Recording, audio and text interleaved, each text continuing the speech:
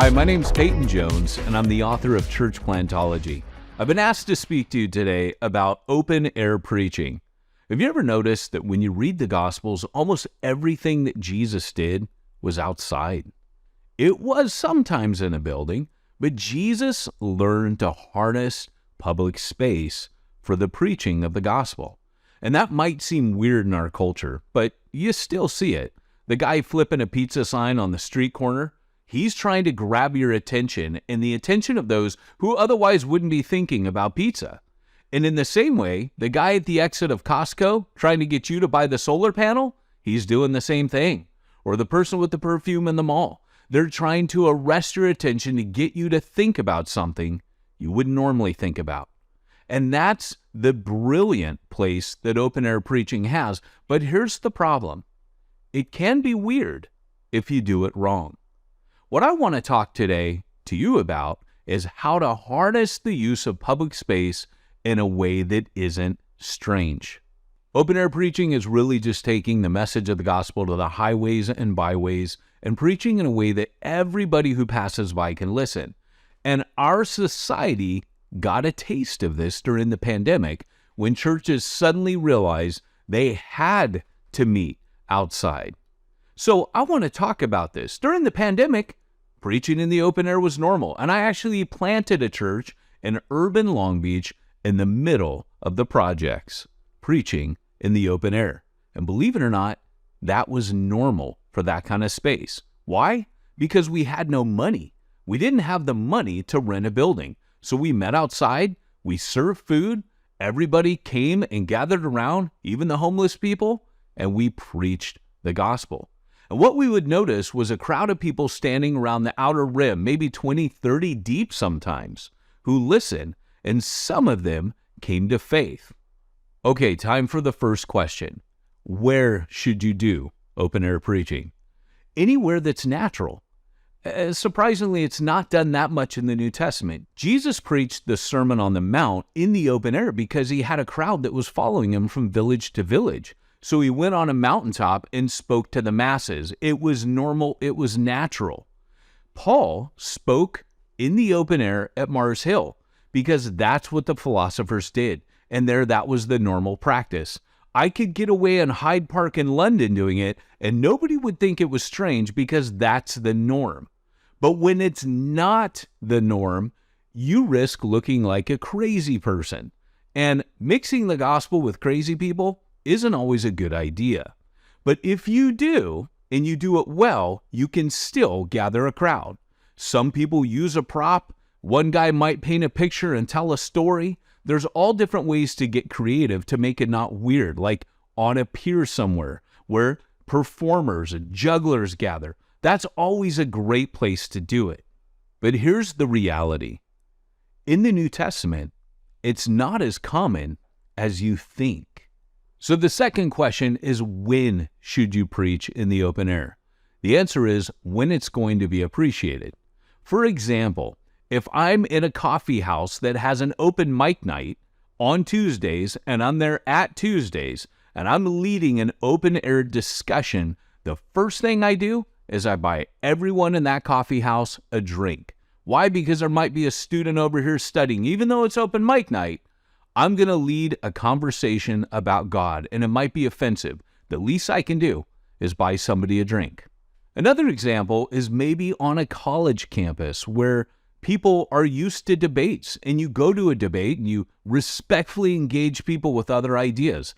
That's a place and a time where it's going to be appreciated. And then lastly, you can do things around Christmas or seasons that you couldn't normally do. When I was a barista at Starbucks, I used to engage people that were waiting for their drinks at the bar. And while I made their coffee fast, mind you, I would sometimes engage them in questions about the gospel. And so when I was on the bar making those drinks, people would overhear and others would start to jump in and ask questions. As long as I could make those coffees fast and good, it was no problem. That's another example of when to preach in the open air. By now, you're probably realizing that preaching in the open air isn't just standing on a soapbox in the middle of nowhere and shouting at people. It's quite the opposite. But how do you prepare for this?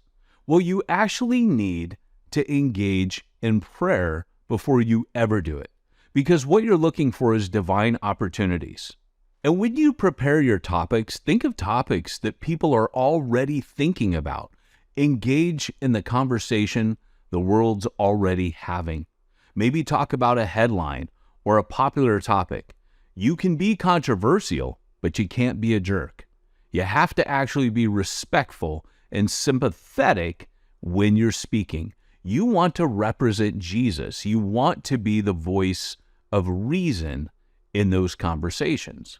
And something unique to street preaching, you don't have a full 30-minute sermon to give. In fact, people might be walking past you and you might have 10 to 15 seconds to engage them. That's why Charles Spurgeon said, when you're speaking in the open air, every thought, every sentence needs to be like a bullet. You don't have time to build this large point. You need to say things succinctly, and you need to say them carefully. And that leads me to the next point. Don't go long. John Wesley once gave his circuit riders the following advice: talk about God and talk about 10 minutes. So the last question is, who should you involve? Everyone. Even if people aren't preachers, bring people with you. It'll show them a different side of life and get them ready to actually have mature conversations with people that are either seeking or antagonistic to the gospel. When you bring people with you, ask them to pray while you're preaching, but also ask them not to engage in conversation while you're preaching. If someone asks them, hey, what do you think about what that person said? Give them a little coaching beforehand that they should probably say to that person, hey, I want to talk to you about that. Let's listen to him. I think he's almost done. Then let's chat about that. Spurgeon used to call those people that would stand in the crowd and minister to people after he was done his bird dogs. He said, I'll take careful aim with the gospel, and the gospel bullet may bring them down, but the bird dogs will go and fetch them in love and bring them into the kingdom. They can be powerful assets and allies, and after all, isn't all ministry teamwork? So bring people with you when you do it. And lastly, the most important thing about street preaching is your heart. George Whitefield used to weep while he preached to people because his heart was broken for them. And Charles Spurgeon said the most important characteristic of a street preacher is to have a large and loving heart. And he also said it was important to have wisdom, prudence, and common sense. So be wise about how you do it. Pick the right place, pick the right time, and do it in the right way. And you will find it a powerful way to adapt the gospel to almost any and every situation. In my opinion, street preaching is probably most effective for only 10% of the population. But before you think, oh, then why do it? Stop and think about this. It's the 10% we hardly ever reach, like the cultists, people from other religions, homeless, addicts, ex-cons. Those are the people that we struggle to reach by other means. So learn to master preaching, the art of harnessing the gospel in public space, and you'll find yourself reaching the unreached.